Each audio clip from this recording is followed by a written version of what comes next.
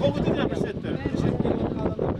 Шерғала дейтін жер. Осы біздер енді мақсатымызды қысқаша айта кетейік, жаңағы әсет таныстырып өтті ғой. Ең бастысы Маңғыстаудың жастары өзінің туған өлкесі, патриотизм дейтін өзі бірінші туған жерді білгеннен басталады. Осы жердің әр тасын, әр шөлттік басын білгеннен жаңағы туған елге деген сүйіспеншілік соған оянады.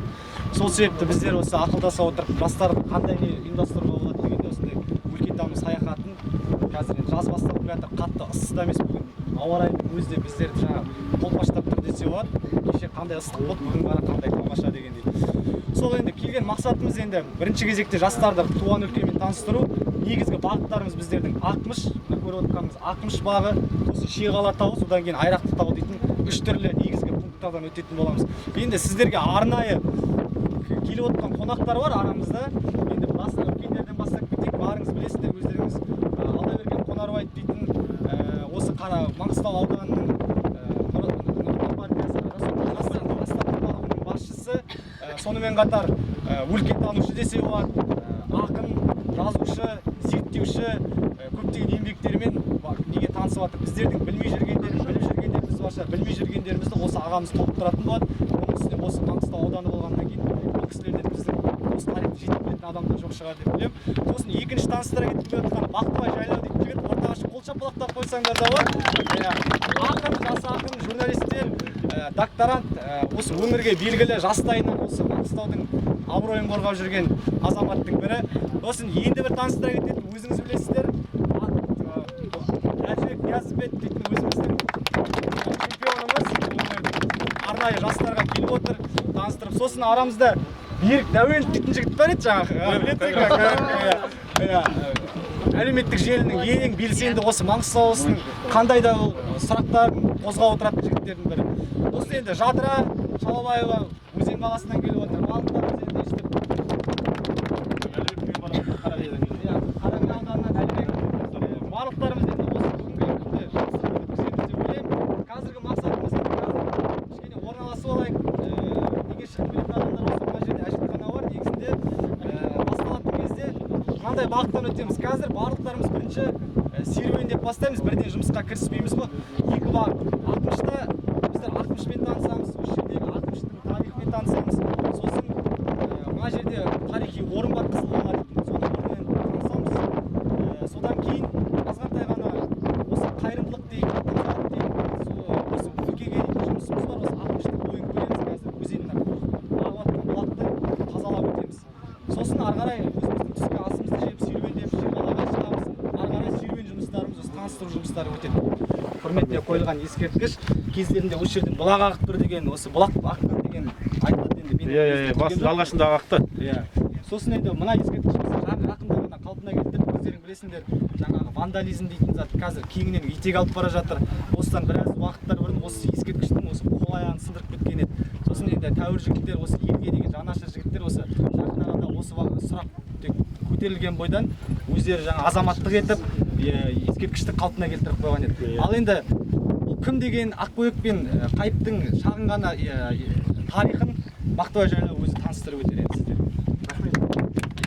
Құрметті іні қарындастарым, бауырлар, Ақбөбек Қайып оқиғасы менің дипломдық жұмысымда қорғаған бір жұмысым болды. Бұл Самал, айтшы әлем. арамызда бәрінің жақындары бар шығар. Мысалы, Ақбөбек деген апамыз Бәйімбеттің ішінде Мамыртай деген рудан мына Шақ адамға дейінгі жерде ата әкелері қоныс жайлау, жаз жайлау, қыс қыстау, мына үстіртке дейін орындарды алып жатқан Мамыртай Есжан деген байдың қызы Ақбөбек деген апамыз сол Кедей Жеменейдің ішіндегі Итбай деген байдың Есперген деген баласына атастырылады да тұрмысқа шығатын болып, бірақ соның жасауын тігу үшін, дүние мүлкін дайындау үшін жәрмеңкеден алдырған Бегей руы Қайып Қорабайұлы деген әрі ақын, әрі әнші, сазгер, зергер, сегіз қырлы бір сырлы жігітті алып келіп, соның жұмысын дайындап жатып, екеуі бір-бірімен көңіл жарастырып, содан кейін болған оқиғалар бұл 1880 жылдан 90 жылға дейінгі 10 жыл аралық қамтиды. Қайып Ақбөбекті өмірінде 3 рет алып қашқан, оның 3 ретінде де сәтсіздікке ұшырап, бай баласы байлығын істеп, арты Форт Шевченкода сот болып, бұл үлкен дауға айналған, бірақ арты бітсіп, екеуі де екі ауылды түтін түтетіп, екі отбасы болып ұрпақтары бар, екі Ақбөбектен де Қайыптан да. Ал Ақбөбек Иранның Горган деген қаласында жатырды, Қайып Тәжікстанның Қорған-төбе деген қорымында жатыр. Бұлардың әңгімесі өте ұзақ. Егер ары қарай қызығып зерттейтін адамдар болса, Форт Шевченкода болған сот ісі, процесі, Қайыптың өз қолымен жазған арызы, барлығының көшірмесі бізде бар. Жариялап та жүрміз. Ал енді біздің бұл жерде рулар араларында дау емес, тек қана махаббаттың, көңілін, пәк сезімін үлгі қылып көрсетуге болады. Мысалы, сіздер мектепте оқып жүрген Қалың мал романы, Бақытсыз жамал, Қамбар сұлу поэмасы, бұның барлығында ішіндегі элементтер осы Ақбөбек Қайып оқиғасының желісі бойынша жазылған типтік образдан жиналған бейнелер. Ал бұл шынайы оқиға Маңғыстауда болған. Сондықтан бұны махаббаттың символы ретінде біз қастерлейміз. Бұл кеңес үкіметі кезінде қойылған ескерткіш. Бұған біз одан да асқақ, одан да әдемі, одан да бір керемет қылып ескерткіш соғу енді біздің еншімізде болу керек. Осы нәрсе ойларыңызда жүрсін деп есептейміз. Ал енді дәмелдеп Ақмыш бағына кіре берейік. Тарихтар мен сұрақтарыңыз болса, қазір қойып алыңдар. Ал енді қысқаша Ақмыш деген жаңа Алаверген айтып кеткен еді. Тұқымбай шалдың кезінде бастап кеткен несі, бастамасы бойынша өстіп бір кішкентай оазис өсірген. Ақмыш деген енді мына ағып атқан бұлақ осы Ақмыш қазір енді кездерінде сарқырап аққан бұл жақсы бұлақтардың бірі болған. Негізінде жоғарыдан спутниктен қарасаңдар, аэрофотосъемка дейді, кішкене сәл жоғары болып өтсеңдер, өзеннің жылғалары бар. Мына жерден бір өзеннің жылғасы өтіп жатыр. Мынау жылғалар өтіп жатыр. В общем, ол не деген сөз? Ол осы бір кезеңдерінде біраз уақыт бұрын осы жерде жақсы судың ағыны болған деген сөзді, су көздері болған деген сөз. Соны Ақмыш бақтар осы күні кеше Совет кезеңінің өзінде жақсы ол ағып тұрған. Соны бассейн жасап қойғандары, судың ағып тұрғандары соның құрметіне жасалынғанда, су көзі болғаннан кейін бақ жасаған. Енді Ақмыш деген бұлақтың аты әртүрлі ойлар айтылады Ақмыш деген сөздің шығуына. Бірлер енді Ақмыш деген екі түрлі сөздің қосындысынан шыққан деп айтады. Біреу ақ деген енді ақ, мыш деген жаңағы оғыз тілінен аударғанда бұлақ деген сөзді өтеді, ақ бұлақ. Немесе ежелгі түркі тілінде Ақмыш дейтін ағып жатыр, сарқырап жатыр деген сөзді, кетіп жатқан су деген сөз. Яғни ол енді өтірік емес. Мына жерде тұрған жылға, мына қазір кішкентай болып су азайып қалған бұлақтардың орны сол жаңа бұлақтардың су көздерінің шынымен де болғанын көрсетеді. Сосын енді оның ең басты дәлелі ол мына жерде тұрған Қызылқала дейтін қалашықтың орны. Қазір жақындап барғаннан кейін Қызылқаламен жақынырақ танысамыз етене. Сол яғни бәрі айтады, қалалар өзеннің бойында, судың бойында. Міне соның дәлелі да, яғни кезінде мына жер жаңа Қаратаудың бойынан аққан сулар осы жерден сарқырап ағып, өмір болған, оазистер болған адамдар өмір сүргенде Маңғыстауға келетін болсақ. Қысқаша ғана айтатын болсақ, Маңғыстау ауданы нағыз осы Маңғыстаудың тарихы осы өңірлерде болып жататына жыр дастандардағы оқиғалар, сонау Қырымның 40 батыры дейді, тіпті Қобыланды батырдың жырларына дейінгі нелер зерттеулер бойынша осы Маңғыстаудың несінде.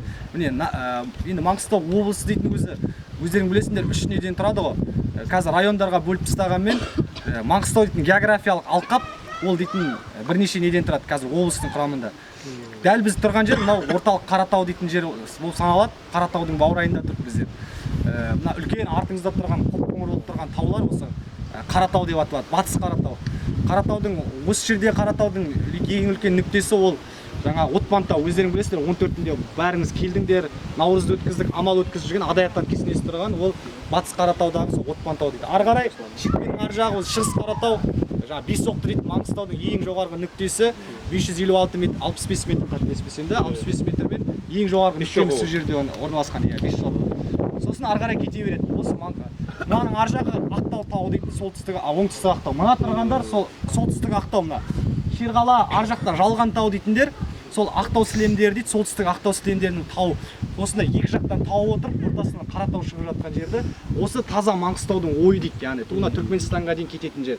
Осында енді таулы Маңғыстауымыз, ары қарай Бозаш түбегі, Үстірт, бұл өз алдына бөлек тарихи оқиғалар, яғни жоғары қарай Жылой дейді, сол нелердегі соны айтатын жер солай бөлінеді.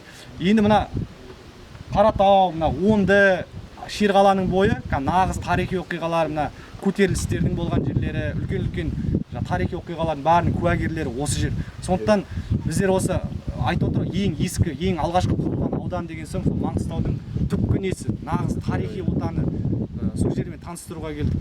Бұл туралы енді көптеген зерттеушілер зерттеген еді. Яғни Есбол Өмірбаев бар, Әбіш Кекілбаев бар арамызда. Одан кейін көбіне зерттеген осы Серікбол Қондыбаев дейтін кісі нағыз осы Маңғыстаудың кәдімгі әр заттарын жігін ақтарып, жіліктеп, ненің не екенін, қай жерде қандай оқиғалар болғандығын өзінің рөлін қосқан болатын еді.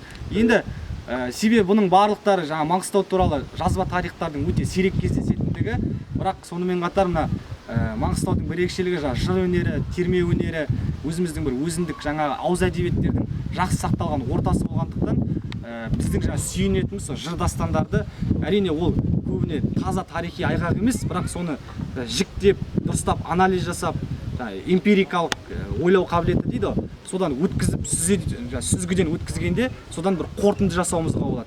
Ал ол сол теорияны дәлелдейтін ол археологиялық жаңағы қазба жұмыстарының артефактілері. Соның бірі міне қазір Қызылқала, соған барайық, сосын Қызылқаланың историясын сол жерде айтамын. Қарағанда қаланың орны бар екенін байқалған болатын еді. Оның алдында жаңа Толстов дейді, орыстың Галкин дейді, көптеген археологтар кезінде келіп предварительный сообщение дейді. Кететеміз үйінде тұр деп айтып кеткен еді. Одан бері олар зерттелмеген еді. Сосын 2000 жылдан кейін біздің мына облыстық тарихи өлкетану мұражайымен, сосын жаңа мына тарихи мәдени қорығымыз бар ғой, заповедник археологиялық, солардың бастамасымен жаңа не болған еді, қазба жұмыстары басталған еді. Сосын осы 2 жылдай ма 3 жылдай қатарынан өтті. Бірақ енді толықтай әлі бұл қала ашылған жоқ әлі. Соған қарамастан Қызылқала деп аталуының себебі өзі айтып тұр, қызыл кірпіштен жалпы ғалымдардың жобасы бойынша, зерттеу бойынша 20 гектар жерді алып жатыр. Ол тек мына немен шектеліп қалмайды. Мына Ақмыштың өзінің қазір аяқтарының астарын көрсеңдер, кілең тастар жатыр да, сол мына жерлерде поселение дейді ғой. Адамдардың үйлері, үйінділердің үйлері. Осы жердің барлығы мына осы периметрдің барлығы сол қаланың орны. Бірақ нағыз сарай, кәдімгі центральный кіретін орын міне мына үйінді осы арқылы. Қызылқала деп қоюының себебі міне кәдімгі қызыл кірпіш. Бұны жаңа орысша айтқанда сырцовый күйдірілген қызыл кірпіш дейді. Сырцовый кірпіштен қаланғанда материалы өзіміздің бір осы жердің саз балшықтарынан жасалуы керек. Сосын әр жерде өздеріңіз аяқ астына қарасаңдар, көресіңдер мынандай керамикалар бар, яғни ыдыс аяқтардың толып жатыр, не істелгені, сынықтарын көруге болады. Солай шашылып жатқан не болған ғой кезінде жер. Соны археологтардың бастауы бойынша Андрей Астафьев дейді, содан кейін жаңағы Мұрат Қалменов дейтін өзіміздің жергілікті археологтардың жұмысымен осы жер қазылып бастады. Әлі археологтар бұл қаланың ішіне кірген жоқ. Бұлар қазба жұмыстарының болған жеріне келеміз, тек қаланың сыртын ғана қазды да. Оның өзінде соның қаланың ішіне кірмей тұрғанның өзінде бірнеше мағлұматтар алған болатын. Яғни бұл жерде диірмендер табылды. Яғни ол не деген сөз? Яғни егістіктерді, мына кәдімгі астықты өндіретін орталық болғандығын көрсетеді. Яғни егін егілген, содан жаңа өздерінің керек бидайлары болсын, ұны болсын, қол диірмендермен жұмыстарын атқаратын болған. Оның үстіне су бар. Сосын үлкен жаңағы пештердің іздері табылған, яғни темір өндіретін бір орталықтар болған шығар деп айтады. Қала енді 14 ғасыр, 15 ғасырға дейін деген жоба айтылады да, теория. Енді оның нақты қай ғасырда екен ертең түгелімен қала қазылып болғандығын айтады. Сондықтан әзірше бұл жобаланады. Енді бұны көбіне сол 13-14 ғасыр, яғни мына моңғол шапқыншылығына дейін, Алтын Орда кезеңіне дейін айтады. Яғни бірақ біздер оны ойлаймыз, Алтын Орда кезеңінде де бұл қала біраз функциясын жоғалтқан жоқ, жұмыс жасап тұрған еді. Сондай не айтылады, ойлар айтылады. Жалпы бұл қалаға тоқтала кететін болсақ, Маңғыстаудың тарихына келетін болса, ең алғашқы рет мына араб және парсы деректерінде Истахри дейтін ғалымның еңбегінде ең бірінші рет Сияққуқ деп Қаратау деген сөз, яғни парсы тілінен аударғанда сол елді мекен туралы айтылады. Яғни мына көріп отқан Қаратауларың сол Маңғыстау. Содан кейін Бируни бар, Масудидің еңбектерінде Маңғышлақ дейтін қала деп жазады. Яғни оғыздардың қаласы дейді, Хорезмнің шетінде тұрған бір порт деп айтады. Әйтеуір жан-жақты айтады. Сол соңғы кезде мына ғалымдардың соңына парсы деректеріндегі, араб деректеріндегі Маңғышлақ дейтін қала осы шығар дегенде болжам айтылып жүр да, үлкендігі. Сақталу жағы өте керемет. Оны енді тек қазба жұмыстарынан кейін ғана біздер көре аламыз да, шын мәнінде қандай қала болғандығын. Сосын енді бұлардың айтылатыны, бұның барлығы үлкен жібек жолында тұрған жолдар, яғни Алтын Орда кезеңінде жібек жолы гүрілейді. бұрын мысалға жібек жолы көбіне Иран арқылы өтетін болса, біздің оңтүстік Қазақстандарда Түркістан, Отырар, Ташкент қалалары бойынша, Сығанақ қалалары бойынша өтіп барып, төменге қарай Қарақалпақстан, Өзбекстанның территориясынан Иранға кететін болса, Алтын Орданың кезеңінде бұл жібек жол екі айраққа бөлінеді. Яғни Үргеніш арқылы Сарайшыққа қарай, яғни Астана, Сарай, Сарайбату, Сарайберке және Сарайшық дейтін ірі Алтын Орданың қалалары болғаннан кейін, Ұлы жібек жолының бағыты өзгереді, яғни солтүстік бағытқа қарай. Соның екі ортадағы кесіндісі Маңғыстаудың территориясымен Үстірт арқылы өтеді. Маңғыстауға қатысты жібек жолының өзі екіге бөлінеді. Яғни бірі қырдың бойымен, Үстірттің бойымен кетеді. Үстірттегі керуен сарайлар, оның ерекшеліктері тек құдық арқылы, яғни ашық өзен болмағаннан кейін, олар тек құдықпен, құдық қазу арқылы, сол құдықтардың бойында орналасқан жаңағы бірінен соң бірі бір белгілі бір қашықтықтан, яғни шөл дала болғаннан кейін қиын ғой бұның бәрін өмір сүру.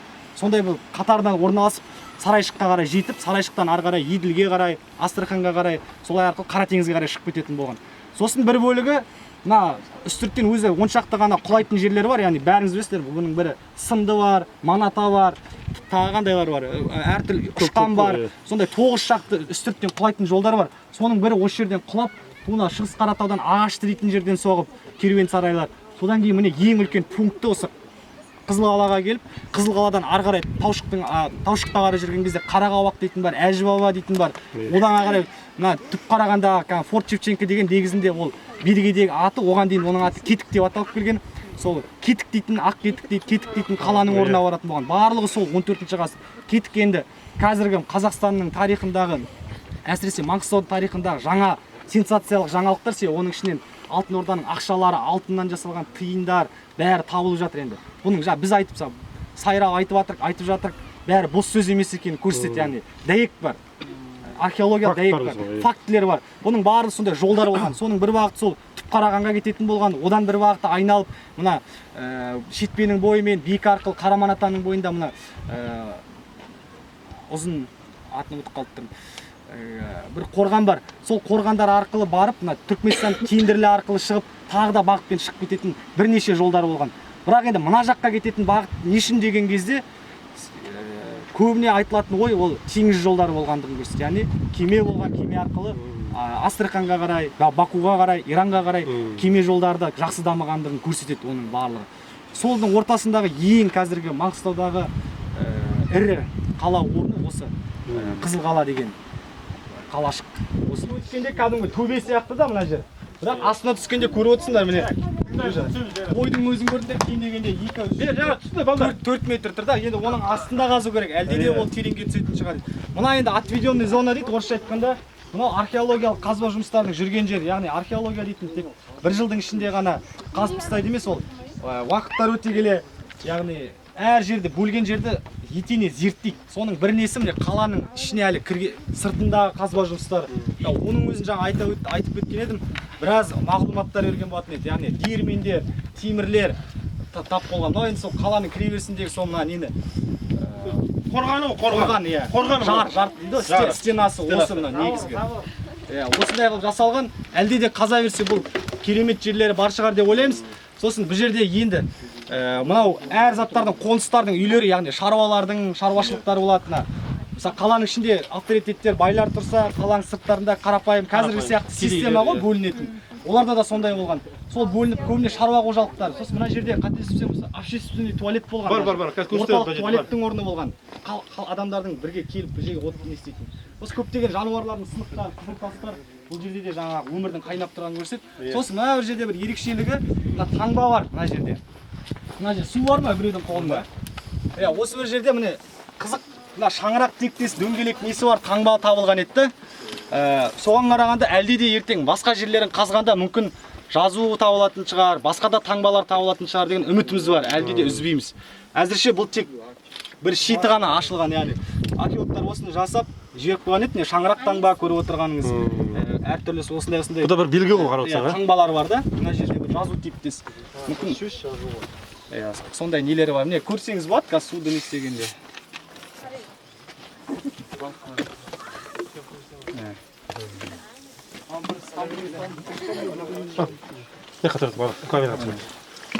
Кеткен кезде өзі көрінеді да таңбаларының. Көрініп тұр ма балдар? Міне таңбалар әртүрлі. арбаның дөңгелегі аны. Сондай бір қызық мына бір құстың бір таңбасы сияқты, арбаның жаңа сен айтқан адам типтесіне таңбалары міне. Bu da bir Белгілер, яғни. Сол көбіне енді ғалымдардың айтуы бойынша бұл қала дейтін Хорезм дәуірінде гүрлеген қала деп ойлайды. Себебі мына археологиядан тапқан жәдігерлер, ыдыс-аяқтардың сынықтары сол Хорезмнен келген нелер дейді. Сосын жаңа деректердегі Маңғышлақ дейтін Хорезмнің ең батыс нүктесінде тұрған қала деген сөздің жаңағы астары бар екенін көрсетеді, яғни. Осындай деректер әзірше міне барлығы осы біздің облыстың жасаған археологтардың жұмыс нәтижесінің орнында тұр қазір. Осы ғана кішкентай ғана қазған жердің өзінен соншама құнды информация шығып жатыр да. Ал егер енді елестетіп көріңдер, мына қала түгел қазылатын болса, оны консервация жасап, оны туристік потенциалын көрсетіп, жаңағы несін дамытатын болса, бұл көп зат береді біздерге. Осы міне біздің мақтан тұтатын қаламыз біздердің. Қазба жұмыстары бойынша осы жерде жаңағы қоғамдық әжетханалар болған деген айтады. Яғни біздер қазір қаланың сыртында тұрмыз. Сол жердегі жаңағы қазба жұмыстарының болған жұмыстары осыған дейін біздің осы өлкеміздің археологтарының зерттеуі бойынша әртүрлі пештер, диірмендер, үйлер, қоғамдық орындар болған. Соның бірі осы жерде мына қоғамдық әжетхана дейді, яғни халықтың көп болғаны шоғырланғандық жерлері.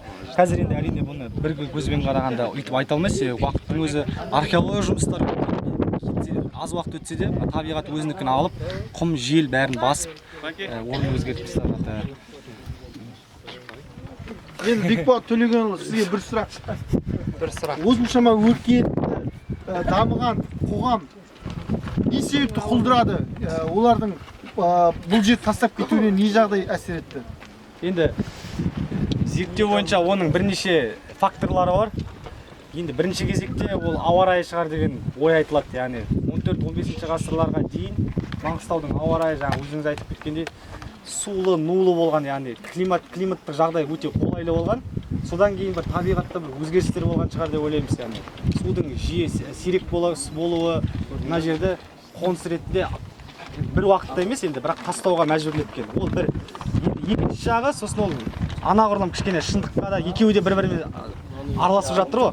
Шындыққа келетін несі ол, яғни Алтын Орда кезеңінің күйреуі, яғни жаңа жолдардың ашылуы, яғни 14-15 ары қарай 16 ғасырларда жаңа жолдардың ашылуы, теңіз жолдарының ашылуы, яғни Ұлы Жібек жолы. Ол тек Маңғыстаудың жаңағы локальный болып жатқан оқиғасы емес, ол дүниежүзілік сол кезде геополитикаға байланысты, яғни Ұлы Жібек жолының жаңағы актуалдылығы, белсенділігі жаймендеп төмендей бастады. Сол уақытта оның үстінде мынандай қысқа уақыт өтеді, Маңғыстаудың үстіне өтетін жолға сұраныс азая бастады. Сондықтан қоныс экономикалық жағдайдың жаймен төмендеуі осындай салаларға алып кетті. Бірақ бұл не деген сөз? Бұл дейтін жаңағы Маңғыстауды түбегейлі адамдар тастап кетті дейтін сөз емес.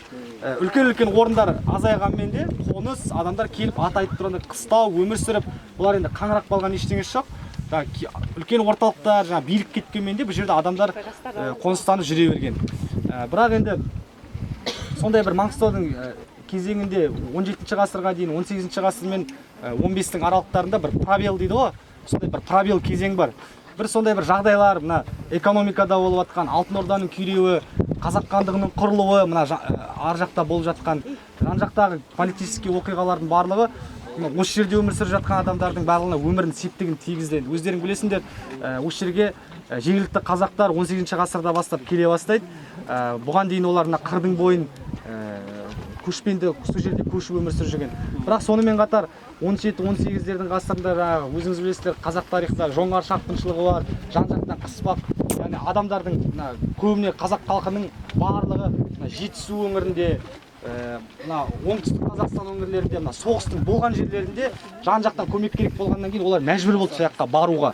Соғыс біткеннен кейін, қазақтар жоңғарларды жеңгеннен кейін жаймен қайтадан өздерінің тарихи отандарына қазақтар келе бастады.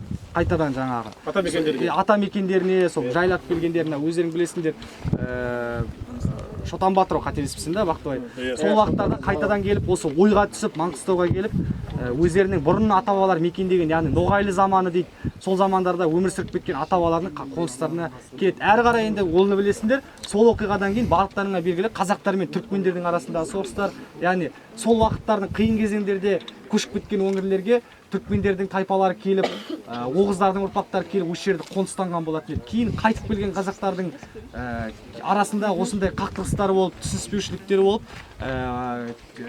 түркмен дейді, енді ол кездерде ол Хиуа хандығына қарайды, сол жердің территориясы болып жатыр. Соның арасында қазақтар мен сол Хиуа мемлекетінің арасында көптеген шайқастар болған еді. Осы жерді алып қалуға, осы жерді ұстап алуға, қоныстарды қайтаруға. Енді олай деп айтатын себебі біздердің тарихымыз енді көбі қазақ хандығы бар болған 1550 жыл болып 1465 жыл құрылды дейді. Ол бірақ олай емес.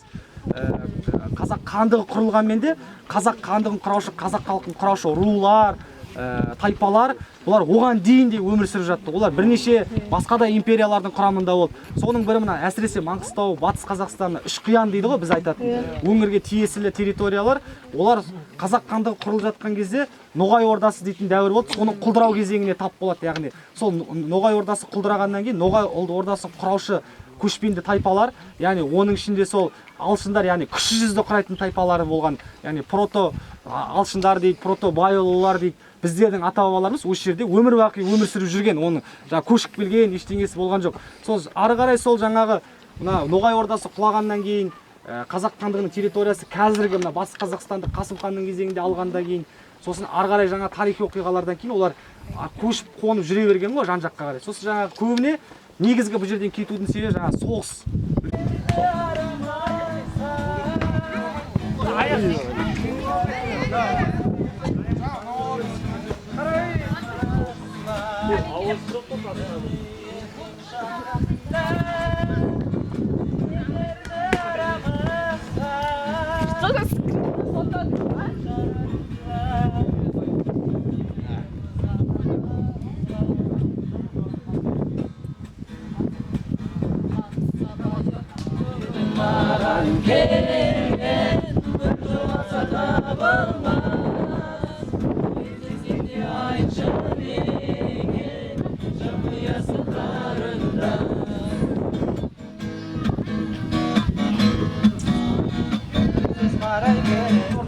Яғни ол Шерқала, ол Қарақия ойпаты, сосын Бекет ата мешіті.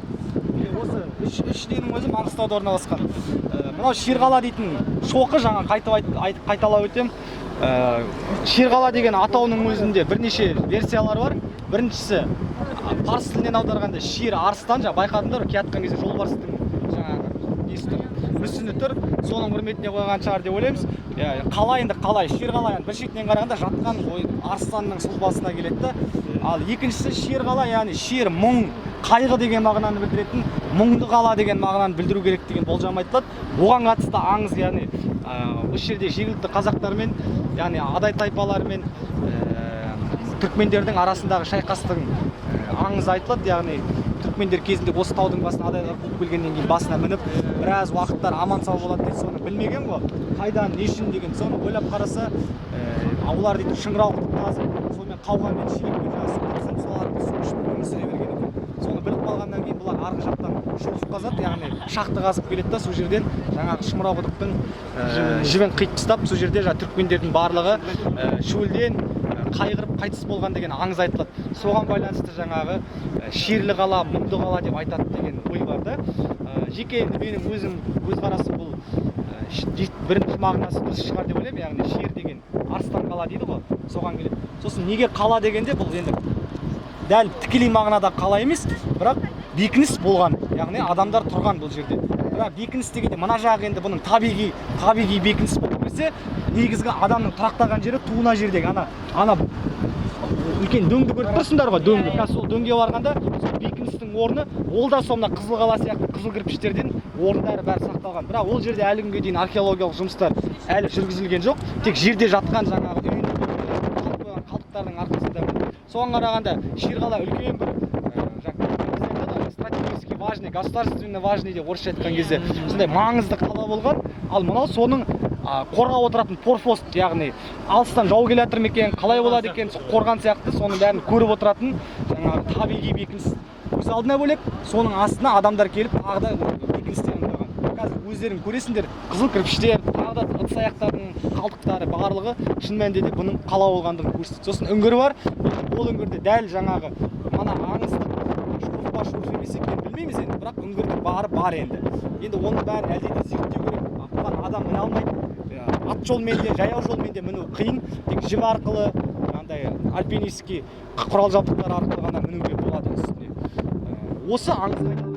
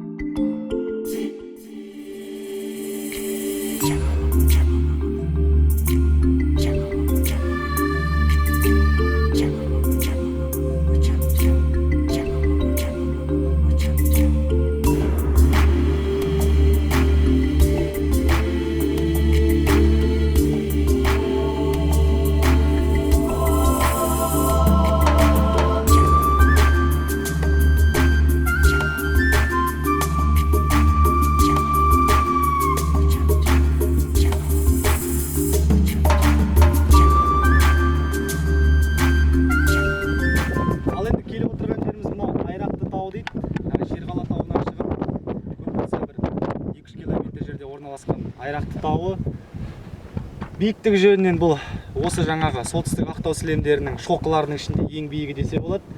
351 метр теңіз деңгейінен Айрақты деп аталуының өзінде бір сыр жатқан сияқты. Себебі егер мына тауды жоғарынан қарайтын болса, бұл таға сияқты екі жаққа айырылып тұрған тау.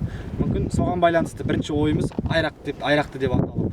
Енді екінші ой айтылатын жоба, яғни ол болжамы Оғыздың тілінен аударған кезде Айрақ деген ол арқар деген сөз екен қазақтың тіліне. Яғни Айрақты деген сөз арқарлы деп аударса да болады. Яғни арқарлардың мекен еткен құз тастары болғаннан кейін мүмкін ол да шындыққа жанасып қалар деген ой туындайды. Сонымен қатар ескі карталарда бұл жерде Жайрақты деп те атайды. Солай ары қарай бұл таудың жалғасы сол Айрақты, сосын Кіші Айрақты, одан кейін Ақмыш тау сөйтіп Шетпе кентіне қарай қосылып кетеді. Яғни бұл жер.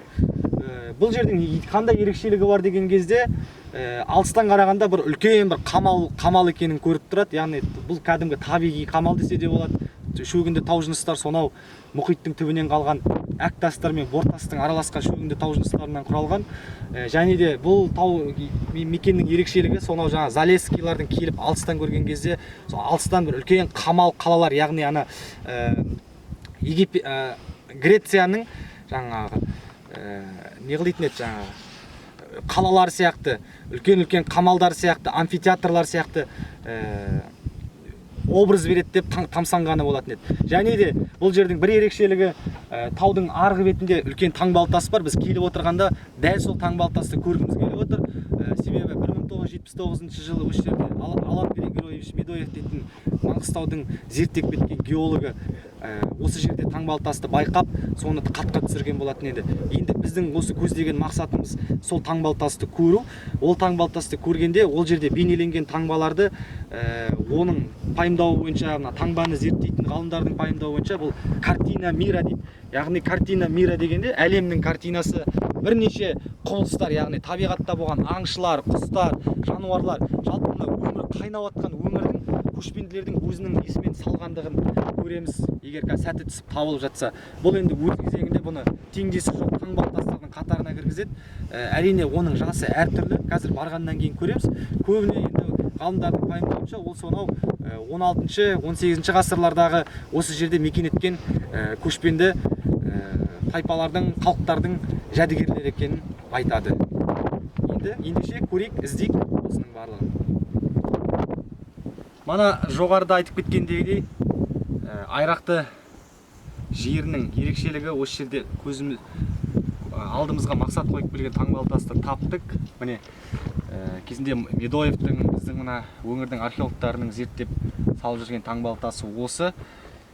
Енді көріп отырғаныңыздай бұл жерде көптеген аңшылық, негізінен аңшылық кәсібіне, мал шаруашылығы, үй тұрмысына қатысты жауынгершілік замандағы әртүрлі сурет болған оқиғалар суреттелген. Енді көріп отырғаныңыз негізінен көбіне арқар, яғни арқар жануарының суреті көп кездеседі екен. Сонымен қатар жылқы жануарларының суреттері көп кездеседі екен. Арқардың қай бетіне қарасаңыз да үлкен арқарлар, мүйізі айналған арқарлар көп болуына қарағанда, мана айтқандағыдай, мына Айрақты тауының арқар, яғни оғыз тілінен аударғанда арқар дегеніне кішкене дәйек ретінде көрінетін секілді. Сонымен қатар білтелі мылтық дейді, мылтықтар бар, әртүрлі үшбұрышты тұмарлардың суреттері, және бір қызық белгісіз геометриялық таңбалар кездеседі екен. Яғни 1, 2, 3, 4, 5, 6, 7, 8, 9, 10, 11, 12, 13-ке тарта бірінен соң бірге геометриялық фигуралар бар. Енді оның қандай неге қатысты екенін әзірше біз білмейміз да, бірақ өзіміздің зерттеу нысанымызға мән беретін боламыз. Және де әлде де түйе, ат үстіндегі салт атты адамның суреттері, бұның барлығы да осы жерде бір қоныстық болған адамдардың көптеп келуі, аңшылық бір орталығы болған шығар. Сол жерде отырып таңбаларын көрген білгендерін осы жерге таңбалайды. Және де бір қызық бір кебістер бар.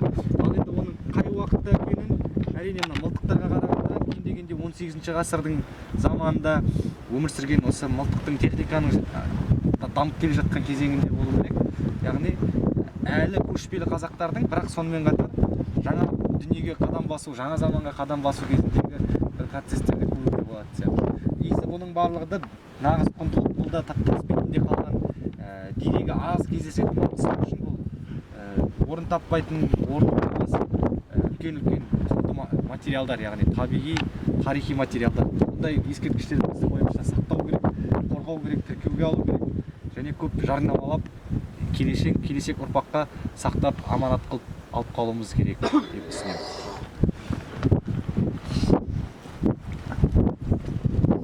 Мына жерінде де көп таңбалар. Мына жерін көрдіңдер ме? Міне білтелі мылтықтарды қараңыз.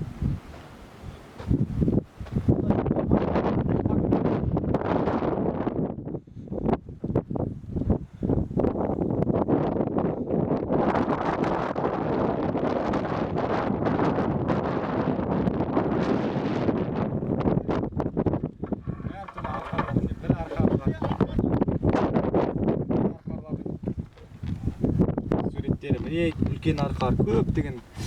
Әрине мылтық, яғни бұл жердегі негізгі көрініс, яғни аң аулаушылық, яғни арқарға аң шығу, жылқы, сондай бір бейнелі көріністер орын алған екен.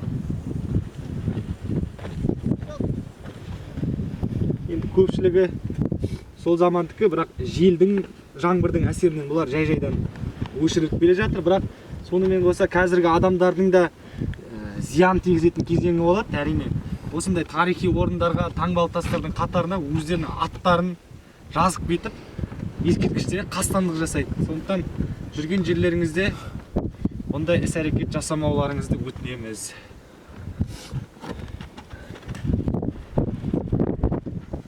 Ал достар, біздер Шетпе бағытынан Ақтауға жол қысқарту мақсатында Жыңғылды Емір бағытында жол жүрген едік. Сол уақытта мына жерде Сартаған дейтін жерге жолыққан болатын едік. Енді мен жеке өзім геолог болсам да, бұрын жазба әдебиеттерінен, ғылыми әдебиеттерде Маңғыстауда мұнай мен газ қатарынан басқа да мына кен орындары дейді ғой, руда әртүрлі металдар, түрлі түсті металдар бар екенін еститін едік.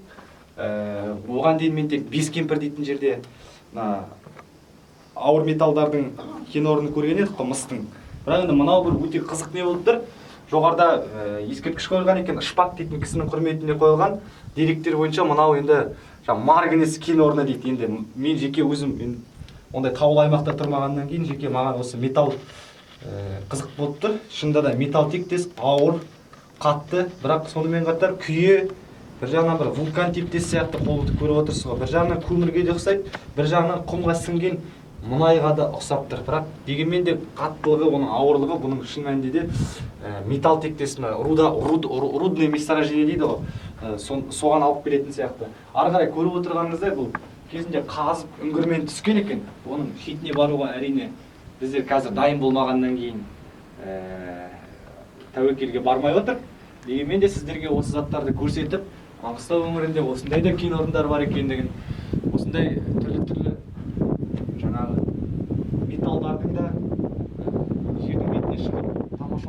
мүмкіндіктер бар.